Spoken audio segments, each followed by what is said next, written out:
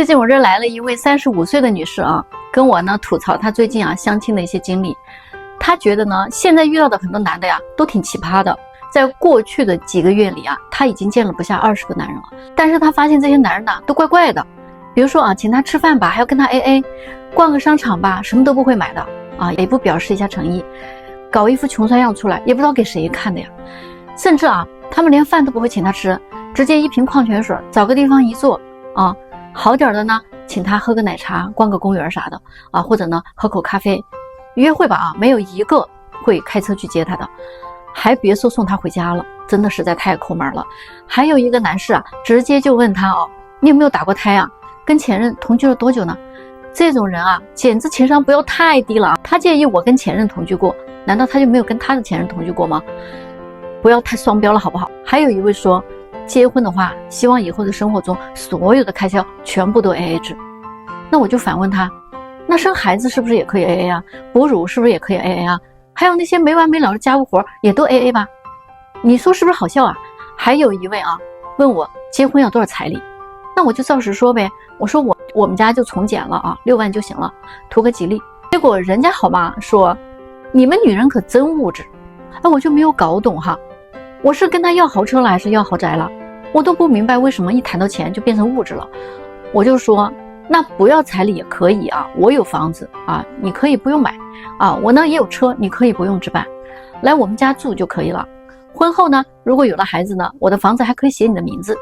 结果这位立马就说那可以可是我却加了一条附加条件，那就是以后的孩子得跟我姓。他说那哪行我堂堂7尺男儿，孩子跟你姓，那我怎么对得起我的列祖列宗呢？所以你看男人其实也很现实，不知道为什么过了30岁以后，相亲男人的条件是一个不如一个了。条件呢稍微好一点的呢，不是有这毛病就是有那问题，还挑得不得了。这些男人当中只有一个认认真真请他吃了一顿饭，还送了他一束花，他自己还感动得不得了。最后他还感叹了一句想想还是以前的男人格局大和他相亲的时候呢，他们不仅会请他吃美味佳肴，还会给他带小礼物，最后呢他们还会安全的把他送回家的。于是我说，那以前那些男的对你那么好，也没见你成我觉得你是被以前那些人给宠坏了。想一想，你20多岁的时候，经常都有男人请你吃饭，送礼物，送你回家，对吧？可是呢，最终你不还是对人家说 no 嘛？而且相亲期间所有的费用基本上都是男人在承担。其实这样对他们也是不公平的。他们请你吃饭，送礼物，送你回家，你不是也不同意人家交往吗？所以现在你觉得这些抠门的男人格局小，但是那些格局大的男的，你不也拒绝了吗？说白了，如果你的格局大，你怎么不请他们吃顿饭呢？你们说对不对？今天呢，我教你们几个识别渣女的方法首先渣女她是无情的，也就是说呢，不管你对她付出多少，她都不会心动的。鬼知道她的心里面装着什么人呢？还是曾经被什么人伤透了心呢？总之，你对她的好，她是全权接受的。你付出的时间也好，精力也好，感情也好，甚至是金钱，在她的眼里都是理所当然的。你送她的礼物，她都会照单全收，但是她却会背着你去跟她的闺蜜炫耀一下，有一个舔狗在追求她，这个人有多平凡多无趣，他并不喜欢你等等这些。所以那种骑驴找马拖着你又不想跟你推进关系的女人，绝对想渣你。等他遇到更好的，立马他会甩了你的。还有一种女人整天神出鬼没的，你基本上晚上是联系不到她的，信息也回复得很慢。你要是近距离的接触她，你就会发现她可能一个人用好几个手机。知道这是干什么用的吗？人家可能跟你在一起的时候就是用一个固定的手机，其他的呢是别人的专用手机，你懂了吗？就是这种女人是最可怕的俗称螃蟹女，同时跟多位男人交往，从他们身上获取不同的利益。他们根本就不需要上班工作呀，人家有一大帮男人养着她，人家根本不愁吃不愁穿还上什么班呢？这种渣女可以说是渣女中的战斗机了你遇到了趁早要远离她就是个大坑，你要是一旦上头了，你就中招了。另外呢，还有一种是很好识别的，你看他的收入和他的消费是不是成正比的。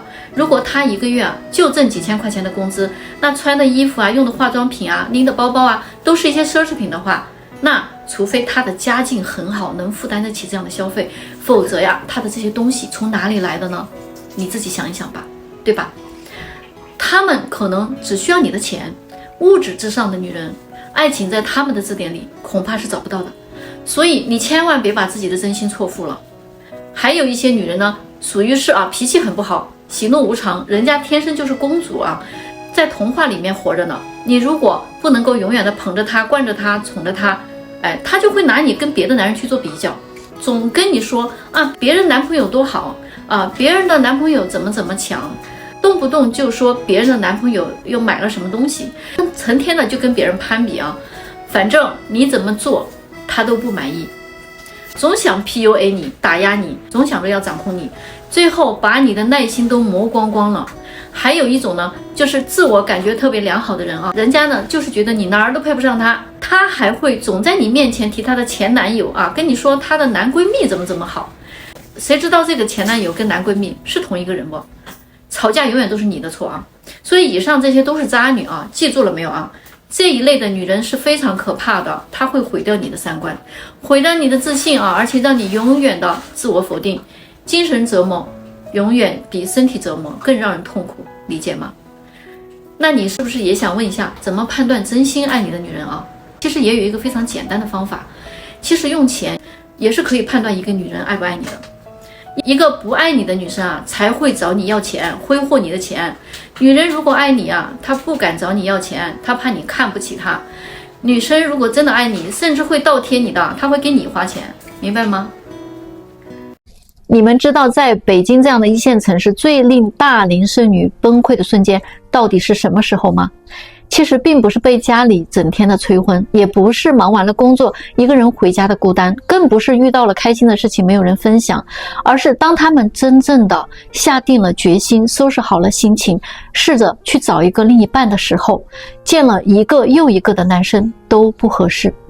快到迷茫的时候呢，突然出现了一个满心欢喜的人，但是没有想到那个人根本就不会选他，人家转头就去找一个年轻的女生。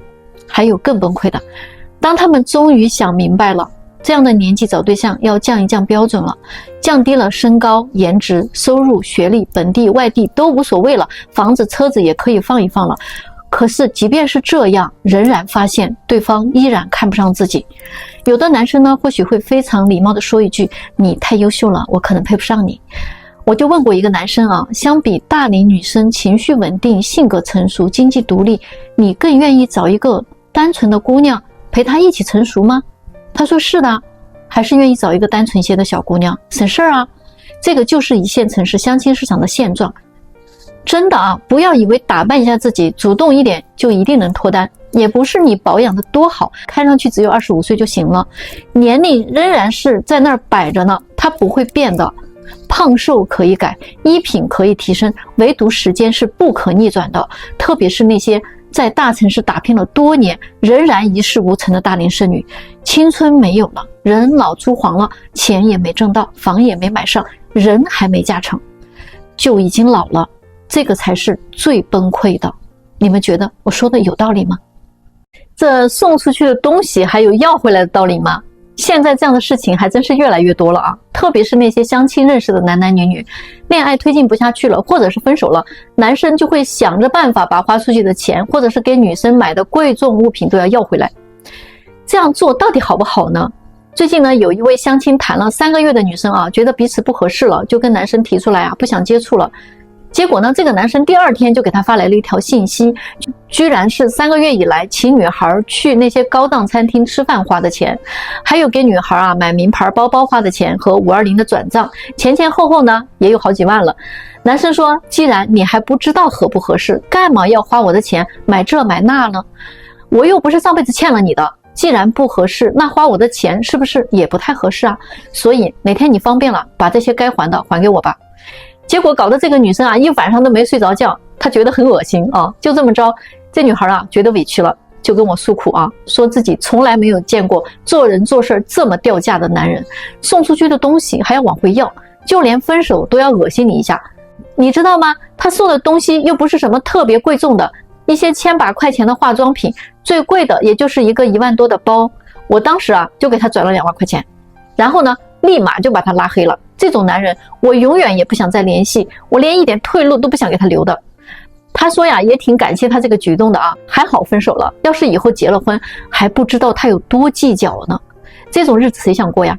这种男人吧，就是这么寒酸的。送礼物呢，本身就应该是不求回报的表现，不是吗？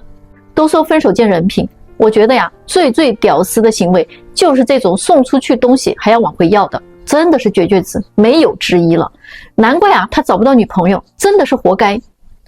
听到这儿啊，男生们是啥感觉呢？来，咱们到评论区聊聊这个话题吧。我真的是啊，一看到这样的姑娘我就头疼，只要她一开口问这样的问题，我就真的想怼她2句。不是我总说女孩子们啊，你们自己看一看全网哪个红娘不是在说你们的问题啊？真的是啊，心里没点数是不是？一来相亲就要找条件好的，哎，人家嘴里的条件好可不是咱们一般人认为的那个有个房子有个车收入几十万就算条件好了。人家嘴里的条件好，那动不动就是要找个住别墅的，最不济呢也是住皇家花园那种高端社区的人，事业有成，自己创业的大老板。有个女生还把北京的几十个高档小区列了个名单给我们啊，就得照着这里边的人找。你就说这女人慕强哈，我真的也能理解，但是你有美貌有智慧有个好性格还有个端正的人品，那我真的是欢天喜地的给你介绍。可是你不是啊，最可怕的就是这种对自己自我认知完全不清楚的女孩。这几项你到底占了哪样啊？长相一般没头脑，性格还作，整天想着怎么捞钱，这难道不是人品问题吗？就这还想找那些成功人士，就你脑子里那点东西你能 hold 得住人家吗？还有一位学历不错的女孩提出来的要求也是吓你一跳啊，男生必须是北京海淀西城这块的啊，必须是哈佛牛津毕业的，资产得过亿啊，真的是啊，痴人在说梦。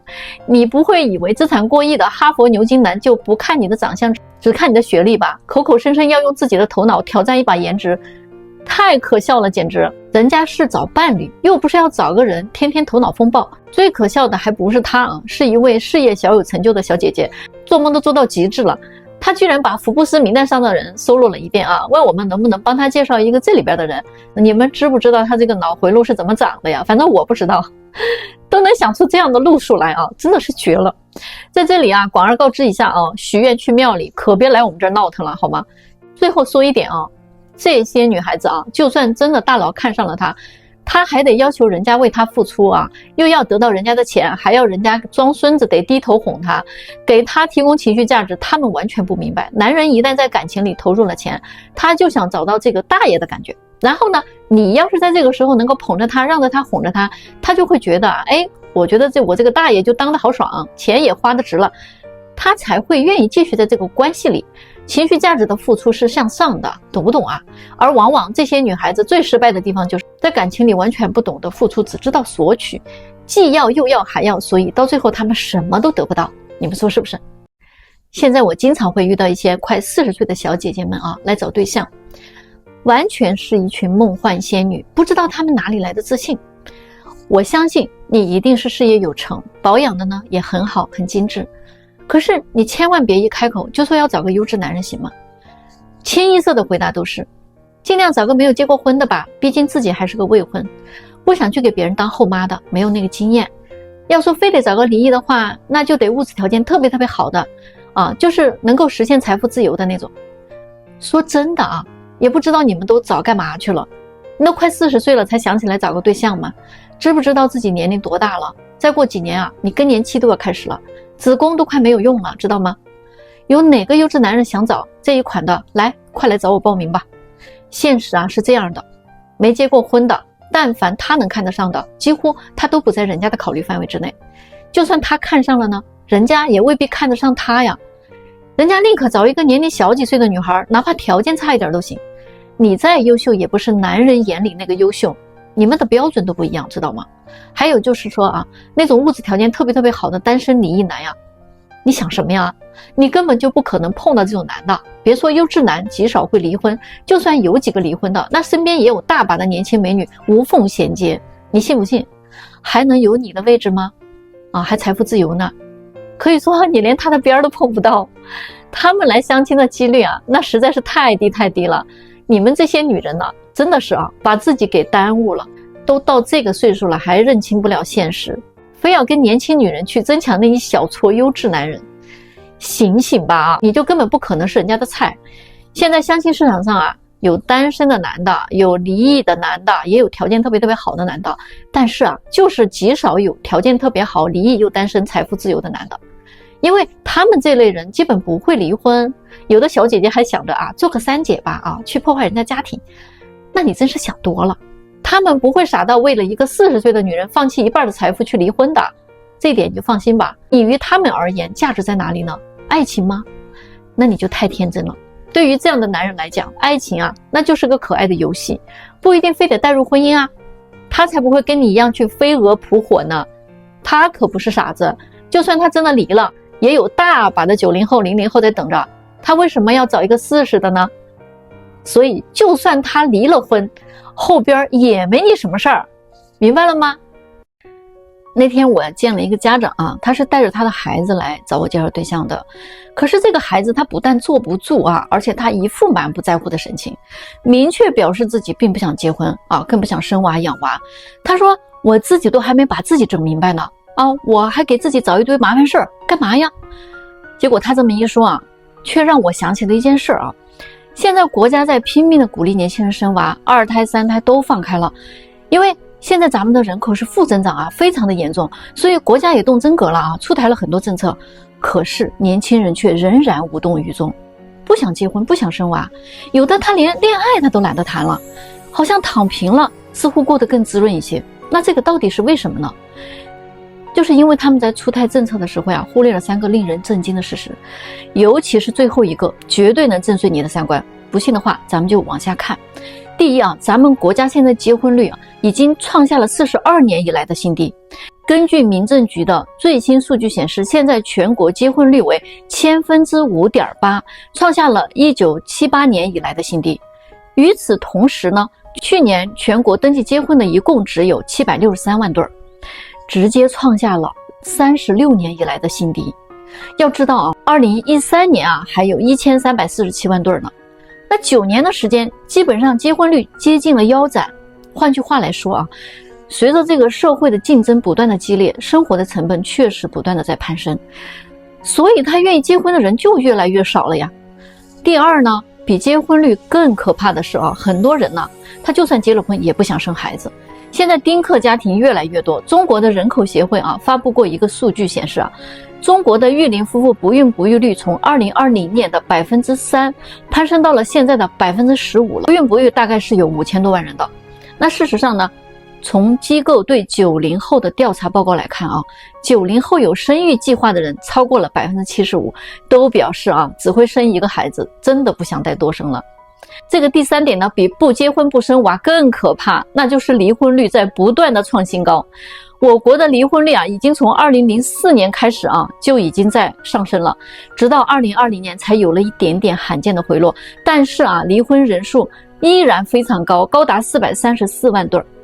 2020年的结婚人数啊，也只有814万对。所以呢，全国离婚率与结婚率相比的话，竟然高达了53%。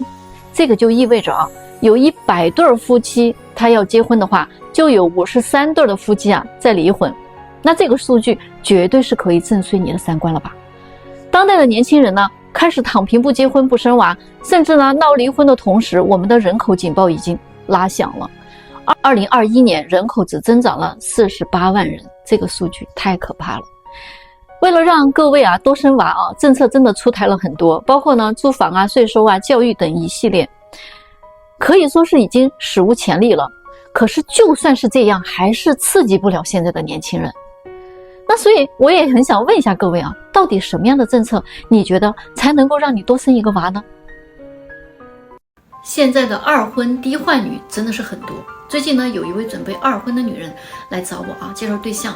她说自己的要求不高，硬件条件方面啊，只希望对方有车有房，有个稳定的工作，收入正常啊就可以了。但是关键的问题是啊，她一定得对自己的孩子好，视如己出啊，也舍得给自己花钱，物质上不能太吝啬了，喜欢大大方方的男人。女人呢，需要的都是仪式感，所以啊，不能因为是2婚了啊就糊弄他。节假日呢，买礼物啊，这些都是应该的啊，是需要的。他说呢，希望对方是一个知冷知热、细心周到的暖男，希望对方能够多一些时间陪伴自己，一起呢逛个商场呀，吃个美食啊，散散步啊，看看电影啊。那种既浪漫又幽默的男人啊，是最能吸引他的。他呢说着说着啊，这眼神都开始迷离起来了啊，说自己对于浪漫的男人是没有抵抗力的。我接下来说的一番话真的是啊，给他泼了一盆冷水。我说你就别幻想着这种浪漫的爱情故事还能发生在你的身上了啊，咱们现实一点，30多岁的人了，都快奔4了。我告诉你啊，二婚的男人啊，根本就不想跟你搞这些没有意义的事情。男人只在意你什么时候跟他去308研究一下人体表皮学，什么时候你能把你的骨盆献出来，理解吗？你要是跟他说你很慢热呀，他估计立马就放弃你了，追求下一个目标。如果你不想跟他在一起，就别浪费他的时间，明白吗？如果你喜欢人家，就别磨磨唧唧的啊，你也得拿出点诚意来，别在那儿拐弯抹角的向人家要礼物啦，要金钱啦，要诚意啦，考验观察指标一大堆。你又不是20几岁的小姑娘的不谙世事，既然都是二婚了，一切都是要落在生活上的啊，实际一点儿。哪个二婚男人天天给你搞浪漫呢？再说了，现在男人人家也成长了啊，人家也不是傻子，他们不会一上来就拼命给你花钱的。那些男人花了钱，结果女人又跑路了的事儿还少吗？咱毕竟不是20几岁的小女孩了啊，男人没有必要在你身上花时间、花精力，还花钱啊去追求你，知道吗？行就行，不行就拉倒了。关键是女人的年龄才是价值啊，年轻才是财富啊，这个道理你要懂。岁数一大把了还不现实点啊，想法做事咱稳重点啊，低调一点行不行？就是现在这个情况下，如果有一个男人条件不错啊，离过婚的能看上你啊，那都是运气不错了，知道吗？啊，咱就别在这儿提一大堆的条件了，审一审吧，行吗？啊，你们说对不对？为什么说过去呢结婚率高而离婚率却很低，而现在却反过来了啊？结婚率呢很低，离婚率却很高。说白了，还不是因为过去和现在的男女差异太大了吗？各自的期待也不太一样了。比如啊，就现在有人说啊，现在的女人进化了，但是男人呢没怎么进化，他们还停留在几千年前的认知里。为什么呢？因为他们认为啊，现在的女人跟以前的女人啊区别太大了。比如说，以前的女人经济上要依附男人，离开男人她是活不下去的；而现在的女人呢，自己挣钱自己花，离开了男人呢，她还活得更潇洒，生活呢照样过得顶呱呱。过去的女人呢，要竭尽全力去争取男人，迎合男人。你就看看那些宫斗剧就明白了吗？而现在的女人呢，你不追我，你不舔我，我就不嫁。姑奶奶我呀，才不倒贴男人呢。女孩都是公主般养大的，长大了那就是个女王了。过去的女人呢，讲求的是贤良淑德，从一而终。可是你看看现在的女人，婚前就不知道跟了多少男人了，那换男朋友就跟换走马灯似的。过去的女人认为离婚是一件羞耻的事情，而现在的女人呢，离婚不都是家常便饭了吗？还必须广而告之的啊！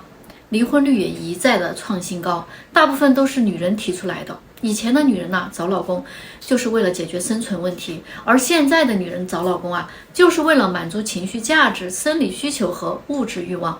以前的人呢，觉得干得好不如嫁得好，而现在的女人呢，觉得再豪华的副驾驶啊，都不如自己手握方向盘。以前的女人呢，40岁了就做奶奶了，而现在的女人呢，40岁还是一个小姐姐。以前的女人呢，觉得男人是她的全部，现在的女人觉得呀，找错了男人代价太大，还不如养个宠物呢。女人的想法越来越多，对男人的要求也越来越高了。但是反观男人们呢，几千年来，他们对女人的要求啊，几乎都没有变过。年轻貌美大长腿就是他们的永恒追求。所以说啊，在这点上啊，男人是真的很专一的。同时呢，来看一看啊，现在的男人和过去的男人那区别也大了去了啊。过去的男人呢，就算是3妻4妾，他也懂得男人的本分就是责任，而现在的男人呢，动不动就想换个人过啊。过去的男人呢，认为女人是不能出去抛头露面挣钱的，现在的男人觉得呢，女人是必须要独立的，不能完全依附于男人啊。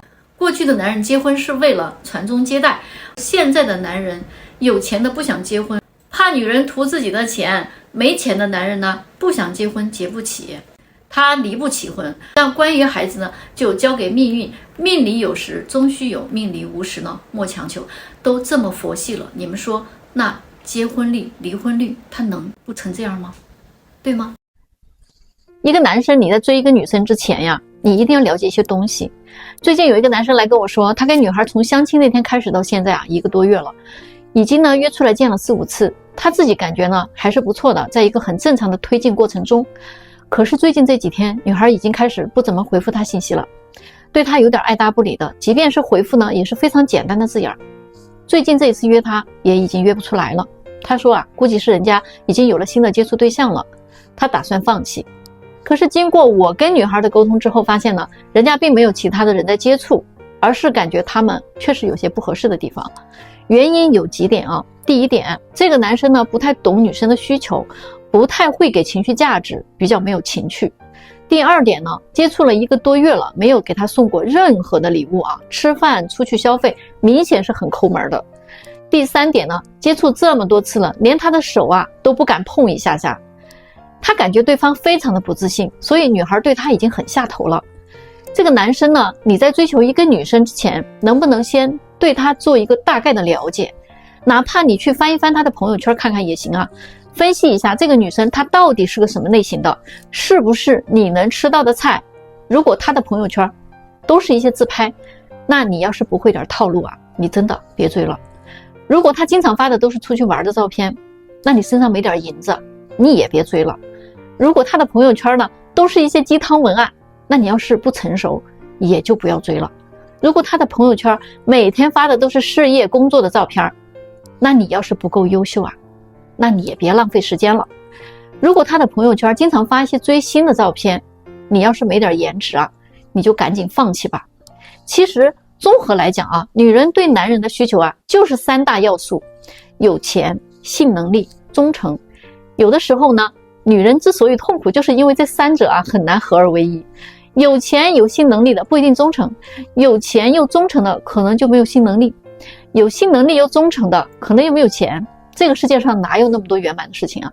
但是我们的男生啊，要结合自身的情况啊，找到自己的问题的，而不是一味的认为是对方的问题。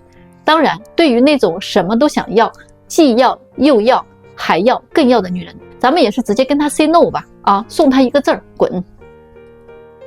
你是不是认为有钱人就很好找对象呢？其实不一定啊。有很多人啊，他找不到对象，都以为自己是因为穷才没有女人爱的。其实呢，那是你并不了解那些有钱人，他们其实啊也挺难的。我说的啊，可是找结婚对象啊，不是找女朋友。如果一个男人他很有钱，那么在他年轻的时候呢，一定不会轻易结婚的，因为他的可选项实在太多了。他又年轻，那他为什么不多挑一挑选一选呢？有大把的女人还往他身上扑呢，而且他们呢也比较难分辨女人到底是真心爱他的人呢，还是爱他的钱呢。所以年轻的有钱人呢不太容易轻易结婚，最后呢他们的年纪越来越大了还没有结婚，那都不叫大龄剩男，那叫钻石王老五了，对吧？那如果他过了45岁之后呢，可能会稍微有那么一点点的着急。这个时候啊，他们在财富方面呢仍然很有竞争力，但是在年龄方面可能就有劣势了。因为男人他一辈子啊都改变不了的喜好就是喜欢年轻貌美的女子，可是呢年轻貌美啊它是一个稀缺资源呢，所以这个时候他们可能要面临着跟一些年轻的有钱男人去抢这些年轻貌美的女子了。那往往他们能抢得过的几率是比较低的。为什么呢？你去问100个20多岁的美女啊，如果有一个45岁的身家10个亿以上的男人和一个30岁资产2个亿的男人，让他挑选的话，那他们都会怎么挑呢？这些女生可能有大部分啊都愿意选择年轻的这个。主流思想呢还是希望找年龄相当一些的，这个时候啊还是有一些愿意选择年龄大的大叔的。可是这个时候呢，大叔却没有安全感了，他可能能明确的知道这个女人呢肯定是图他钱来的，总不可能图他的老吧。于是呢大叔呢就会想各种的办法啊，保全自己的财富。比如说他让女人未婚先孕啦，比如呢搞个婚前财产公证啦，比如说呢要求签婚前协议啦，等等这些东西啊，他要来保证他的财务风险。往往呢他们跟年轻小姑娘谈恋爱的时候还比较抠门的，希望对方呢不是图他的钱啊。但是大叔就没有想明白，你这个时候对于这个女人来讲啊，你就只有金钱价值了，你除了钱你还能给她什么呢？是爱情吗？你的真心恐怕早就在青春岁月中消失殆尽了吧？你还给得起吗？那难道是性？你的体力恐怕也不及年轻小伙子了吧？所以呢，有钱人他结个婚其实也挺难的。你们认为是这样吗？